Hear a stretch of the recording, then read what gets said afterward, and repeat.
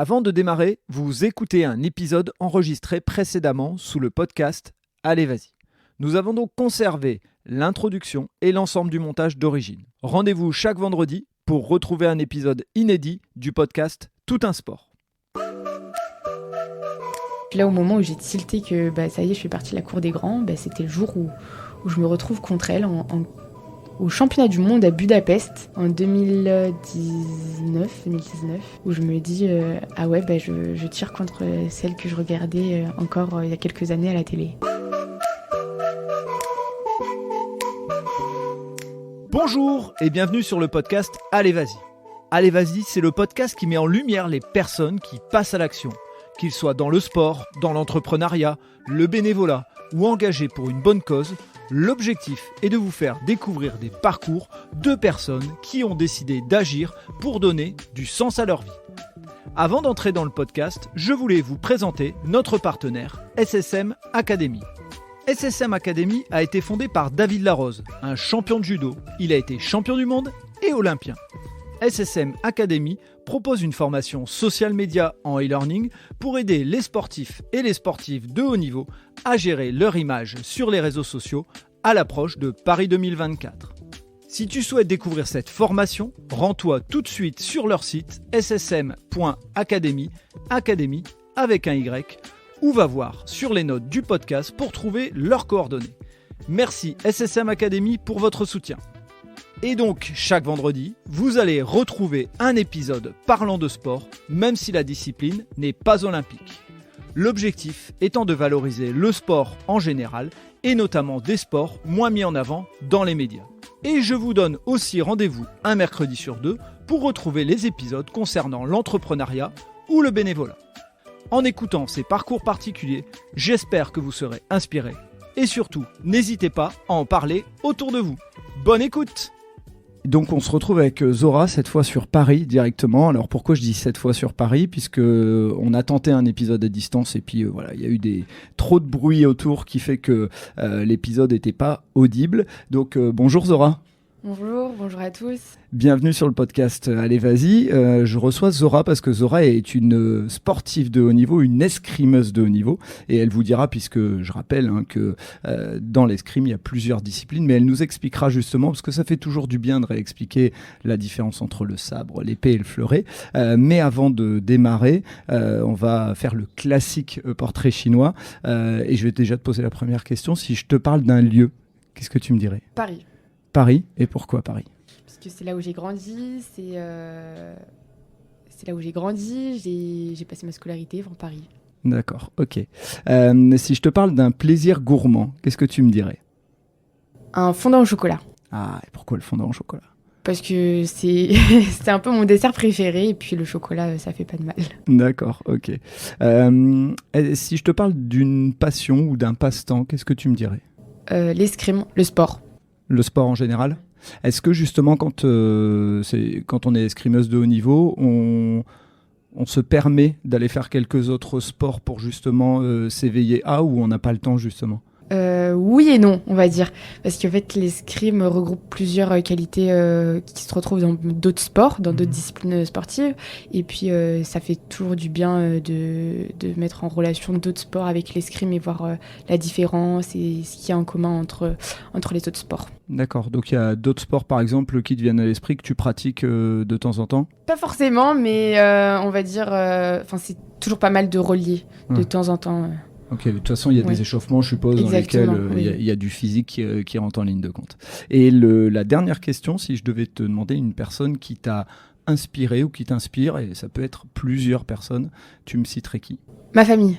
D'accord. Ta famille en général ? Oui. D'accord. Donc tout le monde aujourd'hui est derrière toi par rapport à ta carrière ? Exact, surtout ma famille proche, mes parents, mes grands-mères qui sont partis, et puis mon frère, c'est vraiment les personnes qui m'ont toujours soutenu et qui sont toujours là à tout moment. Eh ben, on a fini donc ce portrait chinois et je vais te laisser nous parler de ton parcours, comment où tu as grandi, comment tu as démarré le sport et notamment l'escrime. Et puis on en profitera, à la limite on va en profiter tout de suite pour refaire cette fameuse différence entre les différentes disciplines qui existent dans l'escrime. à savoir le sabre, l'épée et le fleuret, si je me trompe pas, c'est les 3. Exact. D'accord. Alors explique-nous, c'est quoi le... Déjà, c'est ta spécialité, c'est le sabre? Oui. Alors le sabre, comment ça fonctionne? Alors le sabre, on a le droit de toucher tout ce qui est au-dessus de la ceinture. On est, au niveau, on pratique l'escrime électrique. Enfin ça, c'est la combinaison, elle est électrique et du coup, ça fonctionne avec un jeu de lumière, soit vert, soit rouge, en fonction de la position où on est placé sur la piste. Et la position du sabre, du coup, on le tient droit et on peut toucher avec toute la lame. D'accord. Sur tout ce qui est au-dessus de la ceinture. Okay. Et donc l'épée, la différence? Alors l'épée, ça va être tenu par la poignée en allongé. Déjà, c'est l'arme la plus lourde. D'accord. Et puis, on a le droit de toucher partout, avec la pointe. Ok. Et le fleuret? Et le fleuret, du coup, c'est un peu la même position que l'épée. On touche avec la pointe et puis on touche que le tronc, le buste. D'accord, ok. Donc tu nous expliqueras dans ton parcours à quel moment, quand on fait de l'escrime, on décide de dire je fais cette discipline ou cette discipline. Donc, allez, je te laisse la parole, je te laisse nous expliquer un petit peu où tu as grandi et comment tu es arrivé à l'escrime, justement. Alors, je suis née à Paris. J'ai grandi à Bagnolet. J'ai commencé l'escrime à l'âge de 4 ans et demi, 5 ans, au club de Montreuil, au premier club. Mon oncle m'avait initié, m'avait emmené à une journée porte ouverte parce que je voulais faire un autre sport. Et il s'est dit non, ça va pas aller. Alors, c'était quoi cet autre sport? J'aimais bien la lutte, parce que j'aimais bien tout ce qui était le sport de combat de combat et individuel. Et puis, il s'est dit non, on va essayer autre chose qui est pas commun. C'est vrai, dans le 93, on ne trouve pas souvent ce sport-là, et c'est vrai qu'il n'est pas accessible à tout le monde. Et puis là, il est quand même en train de s'ouvrir un peu plus à une autre... à tout le monde. Enfin, quand je dis tout le monde, c'est les quartiers populaires et autres. Oui, l'escrime n'a pas une image populaire à la base, et alors qu'en fait, c'est un sport qui peut être accessible, il n'y a pas besoin de tant de matériel que ça. C'est accessible, oui et non. En fait, c'est assez compliqué, mais c'est accessible, oui et non. Du coup, j'ai commencé là-bas à l'âge de 7 ans, 8 ans, j'ai commencé les compétitions. Et puis, depuis, j'ai pas lâché. J'ai commencé avec le fleuret. D'accord. Parce que le fleuret, c'est l'arme avec laquelle la plupart des escrimeurs débutent, surtout quand on est petit à cet âge-là. Et puis, j'ai commencé à alterner fleuret et sabre. Et en compétition, du coup, c'était assez compliqué parce que comme je faisais des résultats en Île-de-France et... sur la Ligue de Créteil, il fallait choisir à un moment donné quand on grandit. Et puis j'ai choisi le sabre au fur et à mesure, et puis j'ai changé de club. Qu'est-ce qui t'a fait choisir le sabre? Est-ce que c'était tes résultats? Est-ce que c'était la technique? Est-ce qu'il y avait un entraîneur particulier qui t'a fait opter pour cette discipline-là de l'escrime? À cette époque, je faisais plus attention au sabre qu'au fleuret. Même si je pratiquais les deux, c'était assez compliqué dans la semaine parce que je faisais pas que ça, je faisais aussi de l'alto, du solfège, et du coup j'alternais un peu beaucoup de choses, et ça me plaisait. Et puis le sabre, j'ai beaucoup aimé le sabre parce que je regardais les championnats du monde et les Jeux Olympiques, et j'avais vu Marielle Zagounis, et puis depuis j'ai continué le sabre. Je faisais plus de résultats au sabre, et en plus de ça j'aimais bien parce que c'était plus vite, c'était rapide, on voyait que c'était un peu plus spectaculaire et beau, on va dire. Et à quel moment bascule l'idée de dire tiens, je vais en faire quelque chose de plus que juste du loisir, puisque comme tu viens de l'expliquer là, tu faisais du solfège aussi à côté, c'était un sport comme quand on est enfant, on fait tous, mais à quel moment ça bascule pour dire tiens, je peux en faire plus que juste du petit loisir comme ça de semaine et de week-end? Au fait, c'est venu dès le début que j'ai commencé les compétitions quand j'étais petite. D'accord. Je me suis dit, je vais pas lâcher. Et j'ai continué, et je me suis dit, au fait, c'est un peu comme l'école. L'école, on n'arrête pas l'école. Et l'escrime, on n'arrête pas l'escrime. Comme j'ai commencé, je vais pas arrêter comme ça. Et j'étais vraiment très, très sérieuse. Je ratais pas souvent de séances ou quoi que ce soit. C'était très rare. Et puis, j'ai continué comme ça. D'accord. Et tu penses que ça te vient de quelqu'un de la famille, ça te vient de la façon dont tes parents t'ont éduqué? Parce que c'est intéressant pour les parents qui vont écouter ça, ou pour les jeunes qui vont écouter ça en se disant C'est bizarre, moi j'ai jamais pensé comme ça. Est-ce qu'il y a quelque chose derrière, ou un grand frère que tu aurais observé, ou un oncle, ou rien du tout, et puis c'est toi, c'est dans ta façon d'être? Je pense que c'est quand même l'éducation de mes parents et surtout ma mère qui a toujours été comme ça parce que c'est vrai que mon programme a été très chargé, des petites, on a toujours eu un programme assez chargé. L'école, tout de suite après l'école, il y avait les activités extrascolaires et puis les week-ends, ça s'enchaînait. Et puis j'aimais bien ce rythme de vie assez rapide. Et puis je me suis dit, j'aime bien, ça change, c'est pas... On rentre pas dans une routine ennuyeuse. Et puis depuis toute petite, c'était comme ça, c'était programmé. Je savais qu'à ce moment-là, il fallait pas que je rate l'école, il fallait pas que je rate l'escrime. Il y avait tel jour compétition, il y avait tel jour où je pouvais être là, tel jour c'était les vacances. Enfin, c'était vraiment un programme assez rythmé que j'ai suivi tout au long jusqu'à maintenant. Et qui te convenait en fait. Et qui me convenait. Ok. Et c'est ça qui est important aussi de rappeler aux parents, par exemple, qui vont nous écouter et qui se disent tiens, j'ai un jeune qui a 10 ans, 11 ans et il commence à être bon. Il faut aussi questionner l'enfant. Et toi, a priori, ça te convenait ce rythme-là? Oui. C'est vrai que c'était pas facile, mais j'aimais bien être dans la difficulté. Je sais pas pourquoi jusqu'à maintenant. Même quand je me retrouve dans des situations assez difficiles et dans la difficulté, j'aime bien parce qu'au final, je me dis c'était pas si difficile au final. Okay. J'ai quand même réussi. Okay, d'accord. Et donc, qu'est-ce qui, quand tu me dis, ça a toujours été depuis, mais il y a un moment où quand même tu vois les résultats et tu vois la performance arriver. C'est quoi le moment où tu te dis, ok, même si dans ma tête, j'avais envie de devenir une championne et autres, là, tout d'un coup, je vois que ça se concrétise. Je pense pas que je l'ai vu. Je me suis dit, je travaille pour, et après, je travaille et on verra si ça porte ses fruits. Mais j'ai jamais réfléchi ou pensé au fait que je vais devenir ça ou quoi que ce soit. Je me suis dit, je suis capable. Et puis, pourquoi les autres et pas moi ?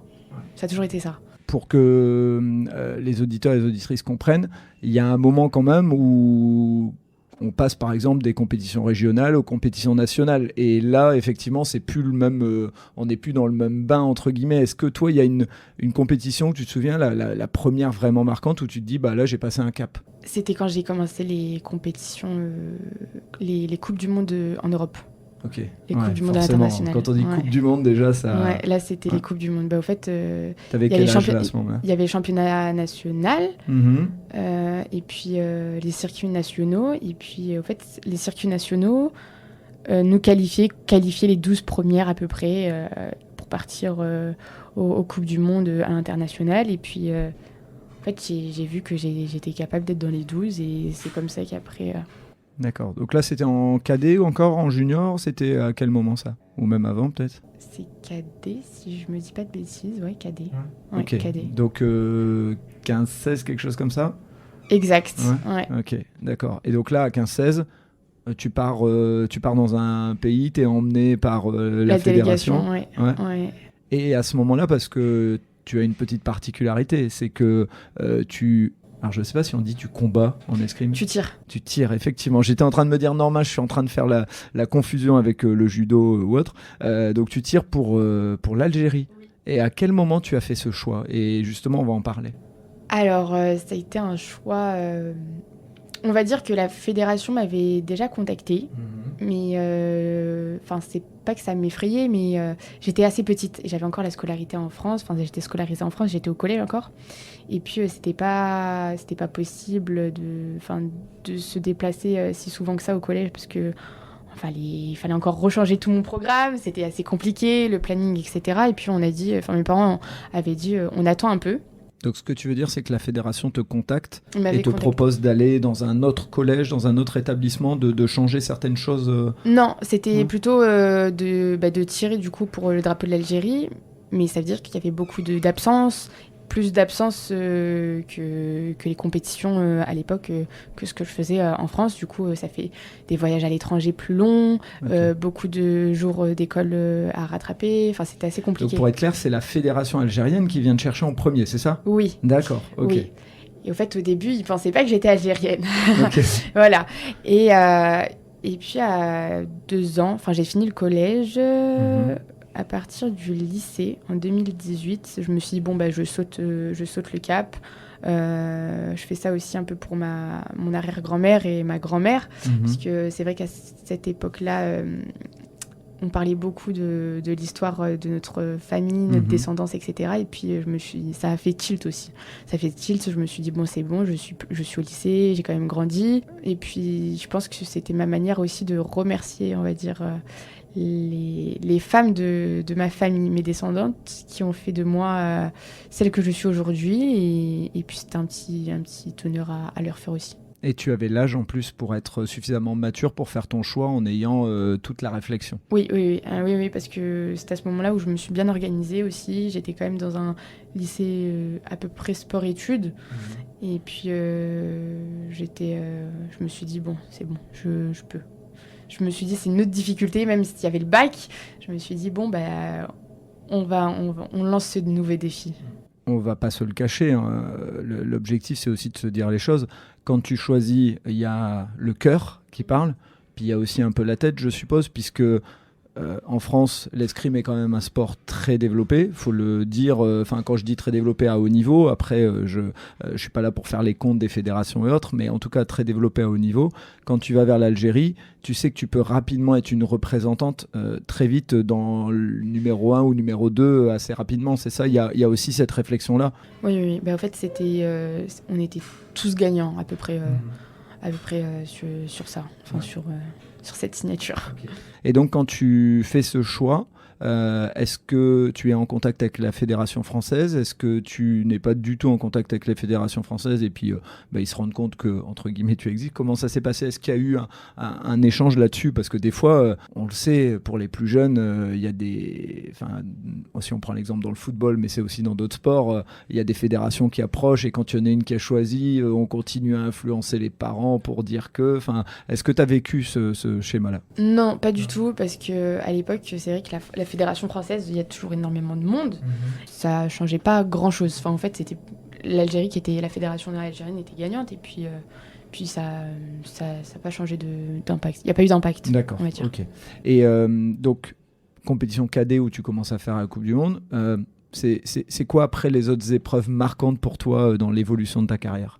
Alors, c'est les compétitions juniors, où avec du coup le drapeau d'Algérie, où dès ma première compétition, je finis championne méditerranéenne en individuel et en par équipe. Et puis c'est là où ça a créé quand même cette belle cohésion avec les autres membres et la fédération. D'accord. Et les autres membres qui vivent en France, qui vivent en Algérie ? Qui vivent en Algérie. D'accord. Qui vivent en Algérie, donc toi, avec les d'autres armes, les fleurettistes, les épéistes, tout le monde. Ok, tu es la seule vivant en France qui vient dans l'équipe d'Algérie ou vous êtes très peu ? Non, il y a du monde, mais on est très peu, mais il y en a. Et donc, quand tu as ces premières grosses victoires en junior, c'est quoi les premières idées qui te viennent en tête par rapport à l'avenir de ta carrière ? Est-ce qu'il commence à y avoir des rêves ou est-ce que ces rêves déjà ils existaient avant ? Genre les rêves de JO et autres, bien sûr. Les rêves existaient déjà. D'accord. Existaient déjà parce que déjà j'en parlais souvent à mes parents. Je vais être championne du monde, je vais participer aux Jeux Olympiques. Je regardais beaucoup Marielle Zaghounis, qui était un peu quand même c'est un peu fan d'elle.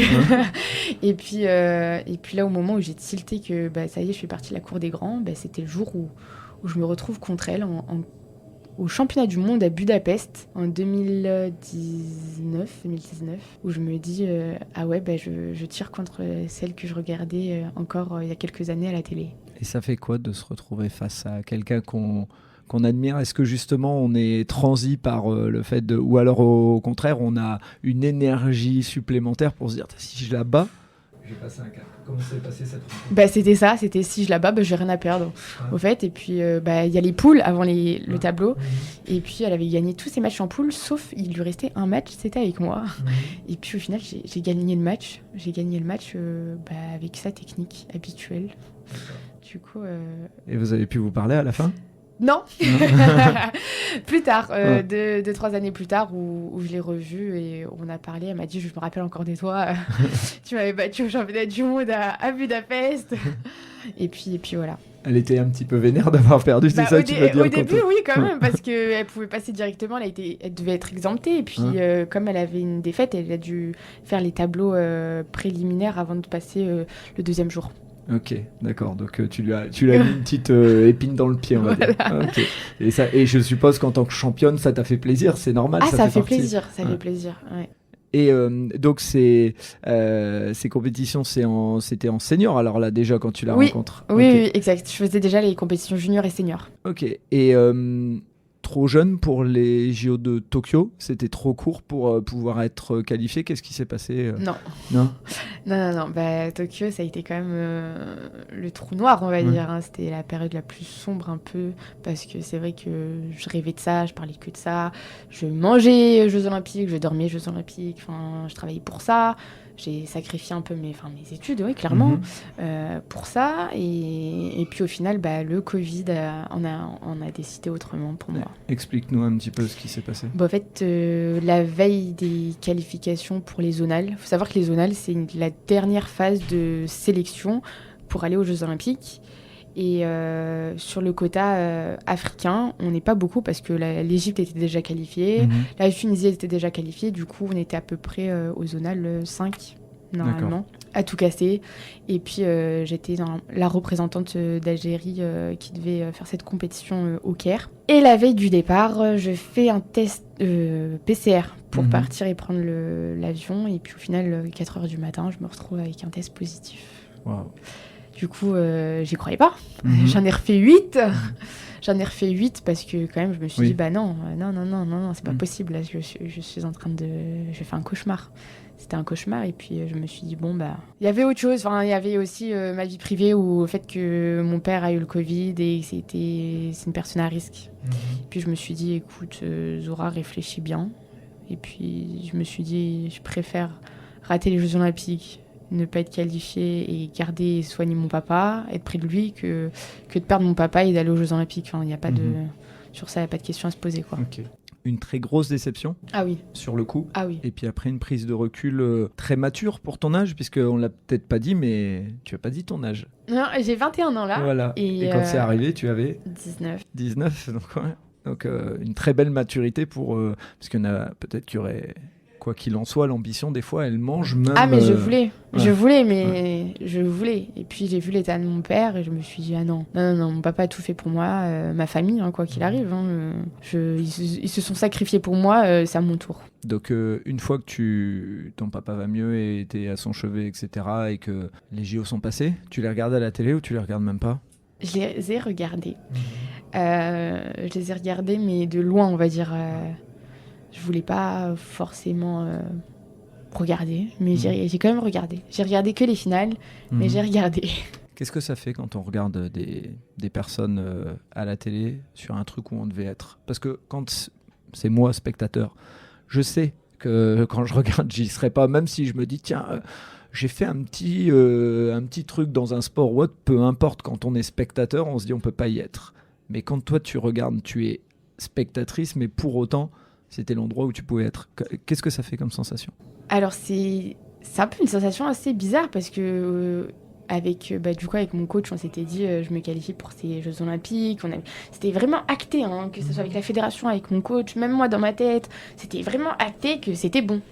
Zora Kelly allait aller aux Jeux Olympiques, prendre de l'expérience, vraiment être dans la cour des grands, rester dans la cour des grands et voir vraiment ce que c'est les Jeux Olympiques pour préparer Paris 2024 et prendre beaucoup d'expérience. C'était ça le début. Et ce qui était prévu avec coach.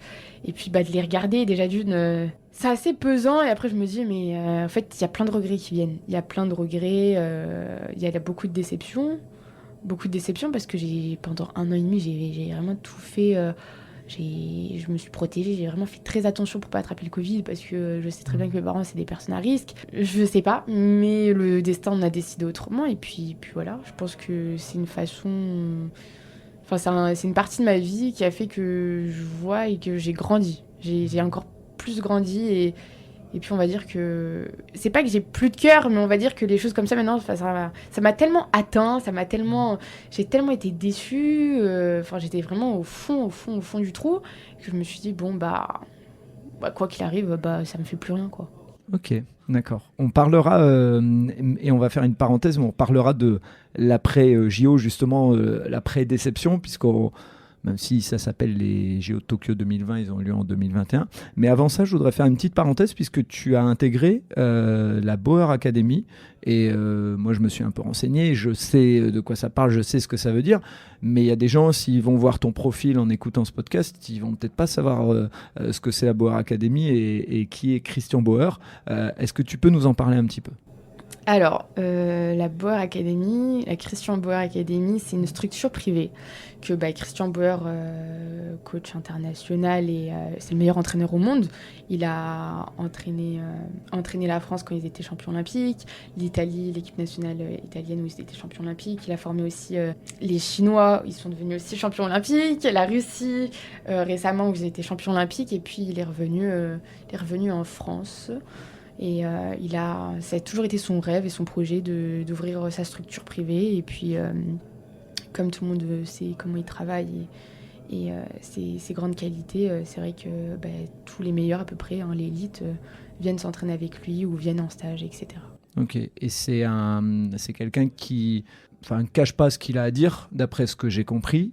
C'est quelqu'un qui va droit au but, pareil, d'après ce que j'ai compris.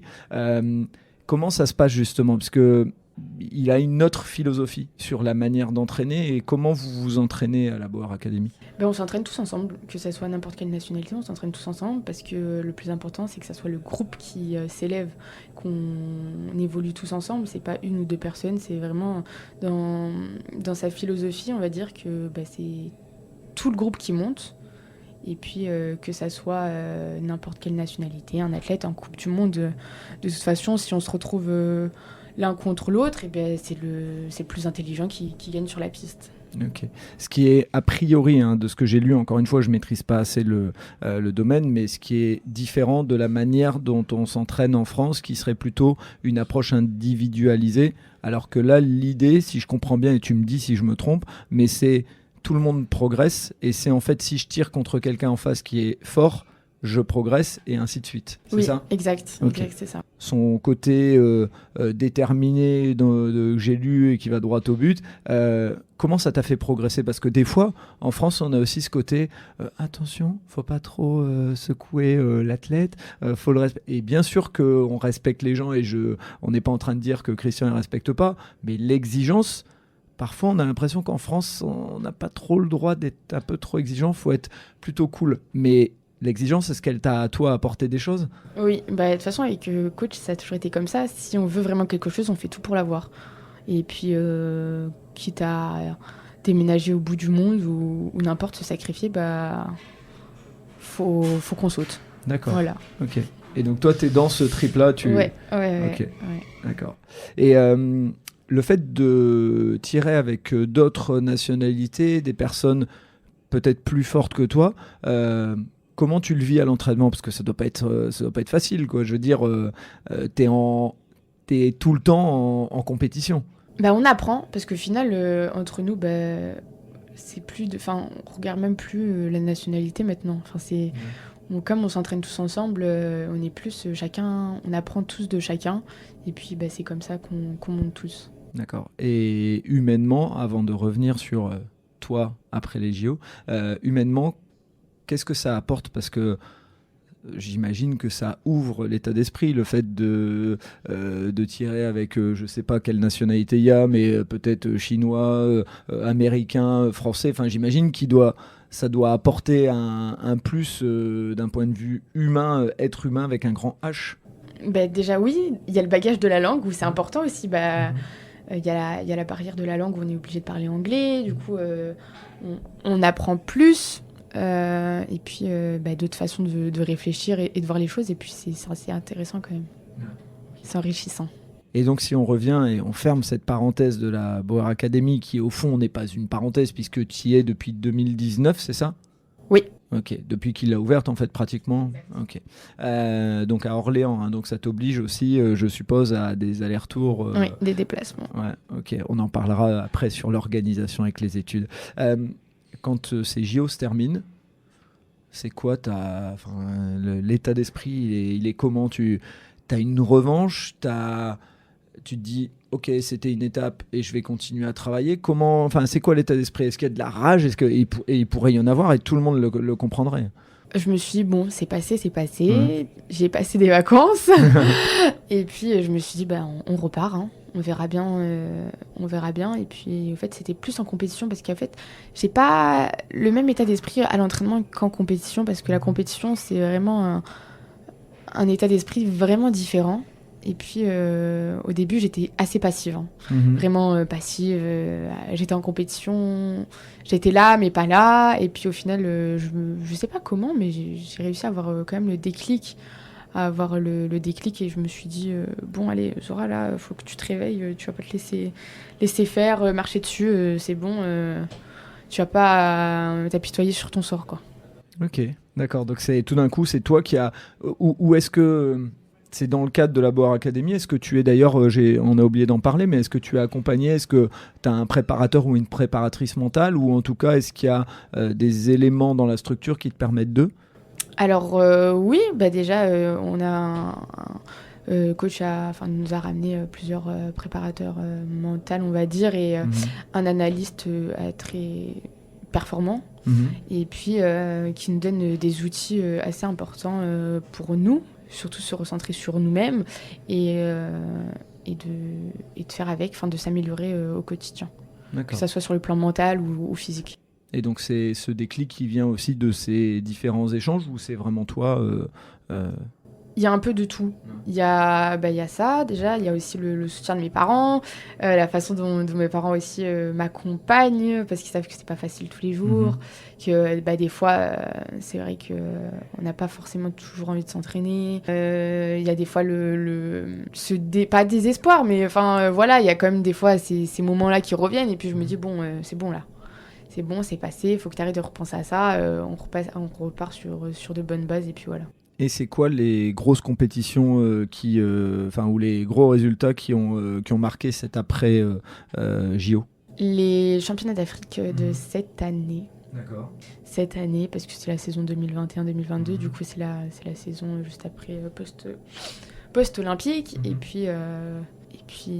Donc tu as été championne d'Afrique, c'est ça? Oui.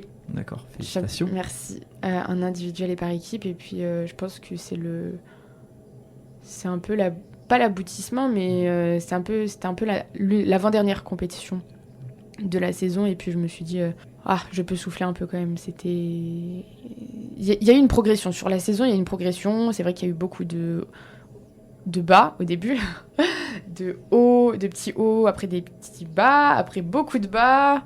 Ça a été assez compliqué, mitigé, mais quand même je repars en fin de saison plutôt satisfaisante. Avant de parler de l'avenir, on va d'abord parler de deux sujets qui me paraissent assez importants. C'est tes études, parce que sport et études, c'est jamais très très évident. Je pense, quelles que soient les nations, mais en France, on a un peu cette difficulté-là, hein. Il y a des pays dans lesquels tout est bien organisé et on met le sport en haut, et puis on dit, pour autant, on néglige pas les études. Nous, on fait l'inverse, c'est les études d'abord, et éventuellement, si vous faites du sport, c'est bien. Voilà, ce serait un peu comme ça. Et le fait qu'en plus, tu aies un engagement, puisque tu es conseillère municipale, mais on en parlera après. Au niveau des études, explique-nous un peu comment ça s'est passé. Est-ce qu'en lycée, tu étais en sport-études, ou est-ce que, non, tu faisais ton lycée classique et après, tu te débrouillais, t'allais à l'entraînement? Alors, ce qui a été compliqué, c'était déjà au collège. Hein. Ouais. Au collège, c'était compliqué parce que j'étais pas en sport-études. Du coup, c'était directement après directement après l'école, j'allais aux entraînements, je rentrais à la maison tard le soir.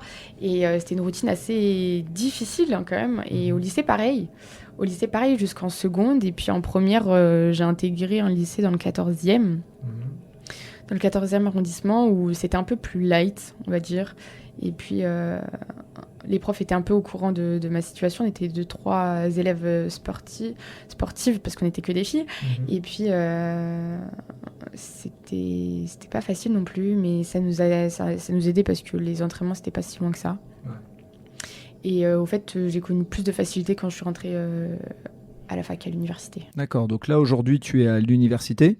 On va préciser une chose, parce que ça paraît évident pour toi, moi ça me paraît de plus en plus évident, mais on ne vit pas, il faut le dire, de l'escrime une fois que la carrière est finie, et même pendant la carrière, on ne vit pas Oui, on de mange pas de l'escrime. ça. Ouais. Okay. Non, c'est vrai que quand on est sportif de haut niveau, et surtout l'escrime, ça, comme diraient mes parents, ça gagne pas de pain, quoi. Enfin, voilà. Et puis, si on a une blessure, faut toujours réfléchir à plus tard. Enfin, faut toujours avoir une option dans sa poche. Ouais. Puis alors on va le dire aussi malheureusement, hein, mais c'est vrai pour pas mal de sports, mais c'est encore plus vrai pour les sports féminins parce que même des filles qui font du rugby, j'ai reçu Léa sur le podcast, elle est au plus haut niveau français, petite prime de match une fois de temps en temps, éventuellement.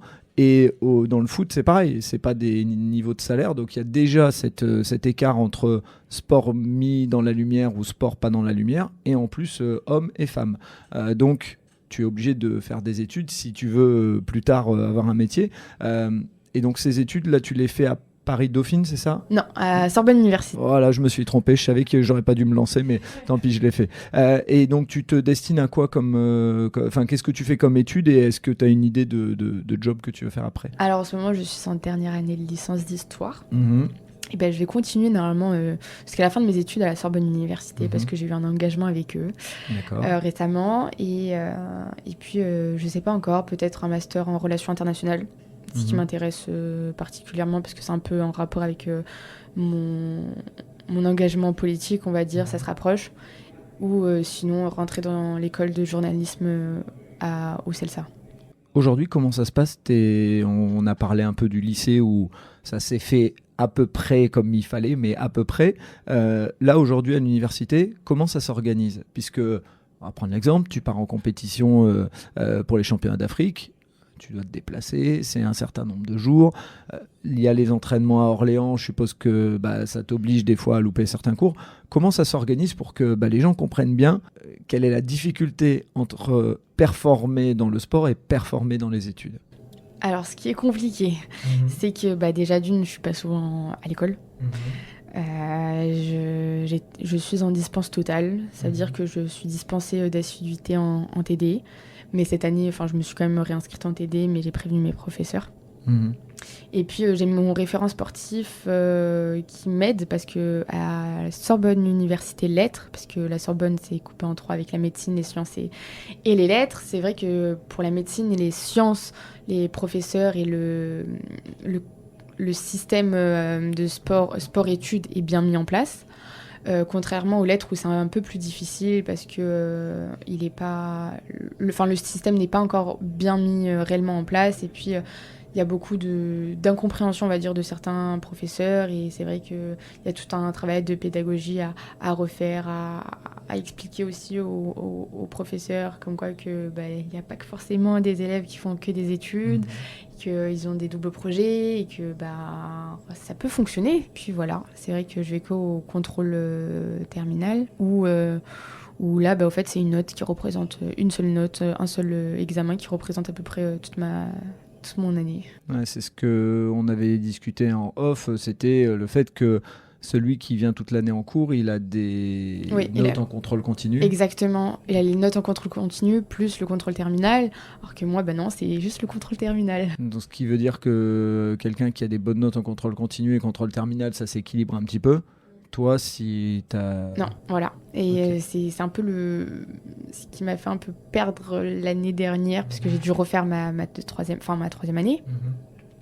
Parce que j'ai eu le Covid l'année dernière pour la deuxième fois, où j'étais absente sur la période des partiels. Et ça tombait... j'étais à l'étranger.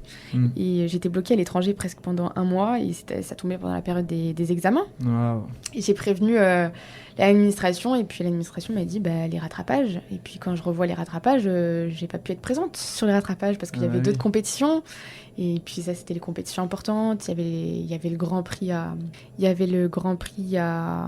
je sais plus, en Italie. Et après le championnat d'Afrique. Et du coup, non, quoi. Ouais.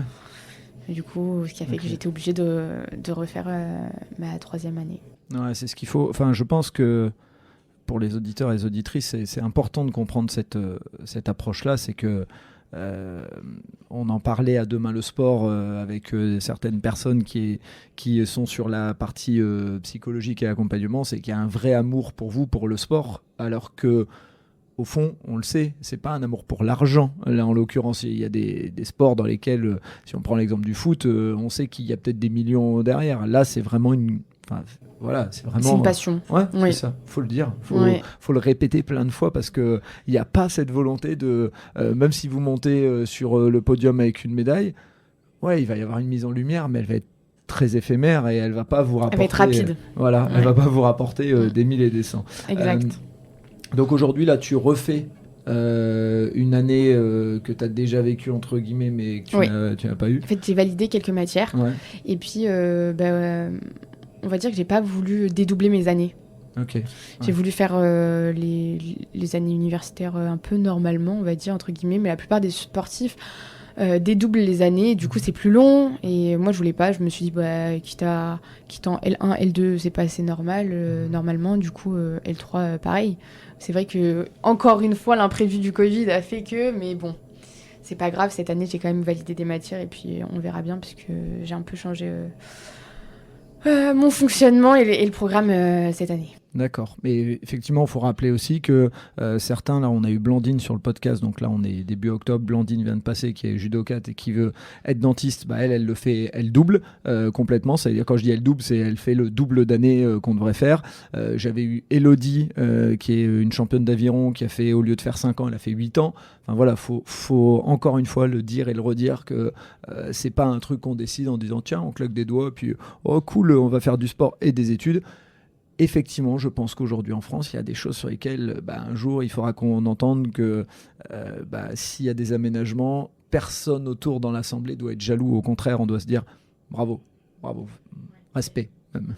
En fait, le plus dur, c'est de récupérer aussi les cours par les étudiants. Parce que les étudiants, on n'a rien à leur donner en retour. Enfin, c'est au bon vouloir. C'est pas du gagnant-gagnant, c'est du gagnant pour toi, entre guillemets. Entre guillemets. Oui, voilà, entre guillemets, on le dit bien comme ça, mais la perception pour la personne, c'est toi tu gagnes et moi j'ai rien à y gagner. Et en fait, si, on devrait se dire, on devrait être tous solidaires, il devrait y avoir, c'est d'ailleurs ce qu'on a discuté avec Blandine, encore une fois, je fais référence à elle, mais elle veut créer une association, elle a créé une association autour de ça pour justement aider un peu les étudiants parce que d'après ce qu'elle me disait, dans des écoles privées, c'est facile, tout est presque organisé pour. Dès qu'on est en université, et pourtant, c'est l'État, donc il devrait aider dans ce sens.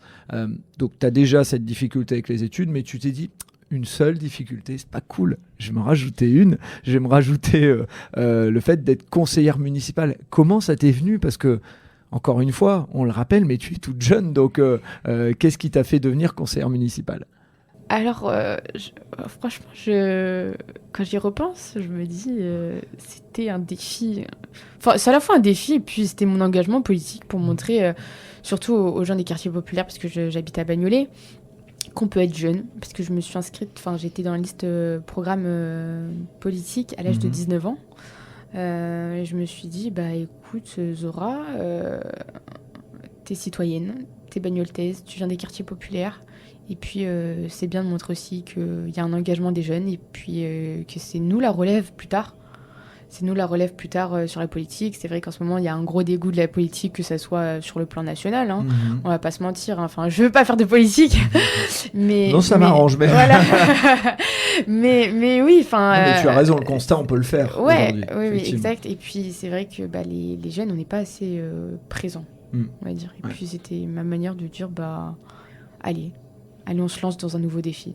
Ouais, puis là où tu as raison, sans faire de politique, mais le meilleur endroit pour faire de la réconciliation entre les citoyens et la politique, c'est en local. C'est le meilleur endroit pour le faire en se disant, regardez, c'est pas de la politique ce qu'on fait, c'est de l'action. C'est plus simple, je dirais, au niveau local qu'au niveau national. Et donc, tu t'es présenté sur une liste. Oui. La liste a été élue. Oui. Et donc, tu t'es retrouvée conseillère municipale. Exact. Depuis 2020. Depuis 2020. 2020. Et donc, tu es conseillère municipale chargée de quelle fonction ? De la petite enfance. D'accord. Totalement différent. Peut-être qu'il y a moyen de mettre de l'escrime, je suppose, un peu Non, dedans. c'est des crèches. D'accord, c'est des crèches. C'est tout ce qui est admission des crèches, rapport avec la CAF, le département, projet pédagogique, gérer tout un service, gérer tout ce qui est crèche municipale, les DSP, délégations de services publics, et puis les structures privées. Et on va être un peu en lien entre le sport et ça, mais c'est beaucoup de responsabilités sur les épaules, ce qui est le cas quand on arrive pour tirer sur une finale ou autre, c'est beaucoup de responsabilités. Là, pour ton jeune âge, c'est beaucoup de responsabilités. Comment tu assumes ça ? En fait, j'ai appris. C'est vrai que l'ancienne élue de la petite enfance m'a donné toutes ses connaissances. Clairement, et puis au fur et à mesure j'ai appris les petits vices, j'ai appris les endroits où je vais pas mettre les pieds, c'est qu'une approche et une façon différente de réfléchir, et puis ça a un peu un rapport avec l'escrime parce que on est un peu comme dans un jeu. On est comme dans un jeu et puis on teste si ça fonctionne, et puis on propose et on va voir ce que l'autre va répondre.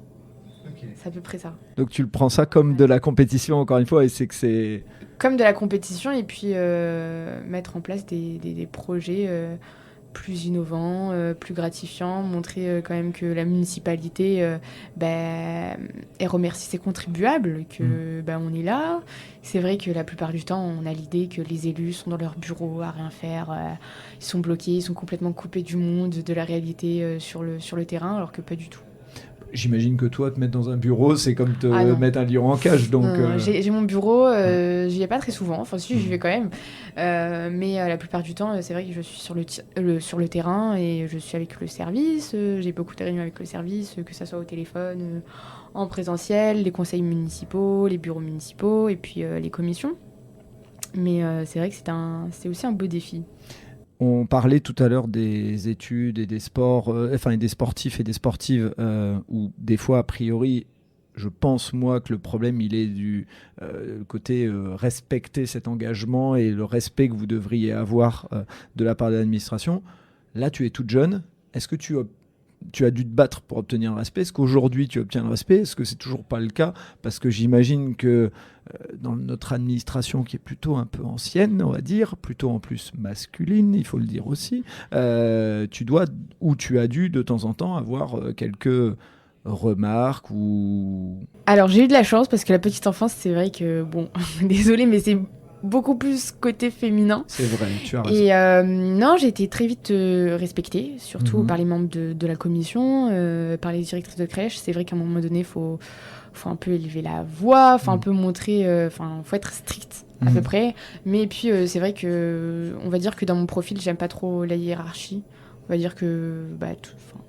le service me tutoie, je les tutoie, ça c'est pas un problème tant qu'il y a un respect mutuel et puis la confiance. Le plus important c'est vraiment de mettre en place la confiance avec tout le monde, que ce soit avec le personnel, le service ou que les personnels de crèche ou bien le département.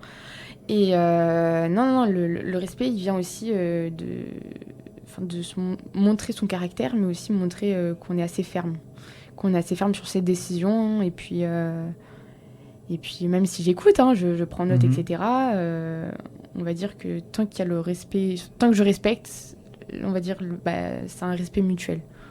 On va dire ça comme ça. Et c'est ce que je veux montrer dans le podcast, c'est de montrer que le sport, c'est pas que du sport, c'est bien plus. Qu'est-ce que le sport t'a apporté dans cette mission-là ? Parce qu'il faut le redire aux gens, on a des fois, tous nos enfants ou autres, ou tous ceux qui sont en train de faire du sport aujourd'hui, ne deviendront pas sportifs ou sportifs de haut niveau. Mais pour autant, ils acquièrent des compétences. Et toi, en tant que sportif de haut niveau, qu'est-ce que tu mets en application dans ce job, entre guillemets, dans cette mission de conseillère municipale ? La rigueur. La rigueur, l'écoute, l'observation plutôt. Ouais. La rigueur, l'observation et puis on va dire les défis, parce que c'est vrai que c'est pas facile tous les jours d'avoir des projets avec tout un service et puis montrer que c'est possible de concrétiser, on va dire, tous les projets qui sont difficiles à mettre en place. C'est un peu comme les compétitions où on se dit à ce moment-là, faut avoir une médaille et puis on travaille dur Et c'est comme ça que je le vois. Et je remercie, parce que je remercie aussi mon service, parce que on va dire que moi, je pilote et je donne les axes. Mais on va dire que, comme encore une fois, j'aime pas trop la hiérarchie, j'aime quand même aider au maximum, quoi. Ok. Et dans le sens inverse, qu'est-ce que cette mission, selon toi, de conseillère municipale t'a apporté pour ta carrière et pour ce que tu fais aujourd'hui au quotidien dans l'escrime? On va dire... Ça m'a grandi. Enfin, j'ai une autre vision et une autre approche quand je réfléchis, on va dire. D'accord. T'as pris de la hauteur. Oui. Est-ce que ça t'a fait prendre de la maturité même Oui, bien sûr, bien sûr. C'est vrai que j'ai un peu, enfin, c'est quand même un triple projet. Et puis ils sont tous différents, on va dire. Et c'est vrai que cloisonner, c'est pas mal. Mais c'est vrai que quand je regarde dans le fond, y a quand même un lien entre les trois. D'accord. Et quand on a parlé à ton coach, il t'a regardé avec des grands yeux en disant pourquoi tu te mets sur une liste, ou est-ce qu'il t'a dit vas-y fais? Non, il était plutôt... Ça l'a un peu étonné. Mais et puis il m'appelait Madame la conseillère. Ça me taquinait un peu au début parce que c'est vrai que... c'est vrai, quoi. Enfin, j'étais un peu, au début, j'étais un peu le petit bébé du groupe. Enfin, j'étais petite, quand même. Ça fait bizarre, mais c'est une expérience à prendre. Et puis, je me suis dit, tant qu'à faire, prends-la, quoi. Enfin, je saute sur toutes les occasions, on va dire. Enfin, je plonge. Enfin, je me dis... En fait, dès que j'ai une opportunité, je me dis, allez, c'est parti. On se lance dans un nouveau défi. On n'a qu'une vie et puis t'y vas. Voilà. Ok. Pour terminer, pour conclure, c'est quoi l'avenir? C'est quoi les prochains événements pour toi, les prochaines échéances?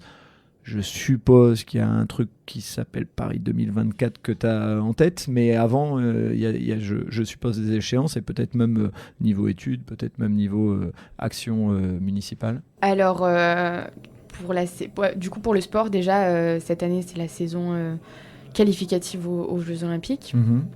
Du coup, il y a tous les points à faire, tous les points à gagner, que ce soit en individuel ou par équipe, parce que là, c'est vrai que j'ai la possibilité des deux côtés, que ce soit en individuel et par équipe, mais surtout par équipe, pour être qualifié.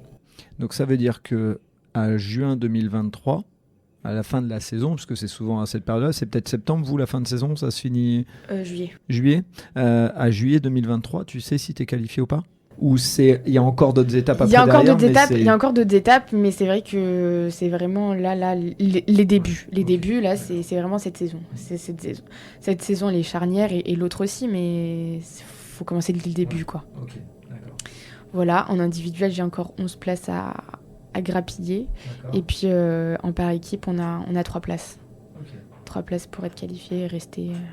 Et je ne sais pas comment ça fonctionne, il y a combien de représentants par pays dans le sabre qui vont aux Jeux Olympiques de Paris pour l'Algérie? Alors là, ça dépend. Ça dépend parce que tout dépend des résultats là, aux prochaines échéances. Pardon. Ça veut dire que si vous êtes, je vais prendre l'exemple, 3 filles très bonnes, vous pouvez aller tous les 3 au JO, ou c'est un nombre de places limité et tu vas devoir presque prendre la place d'une coéquipière?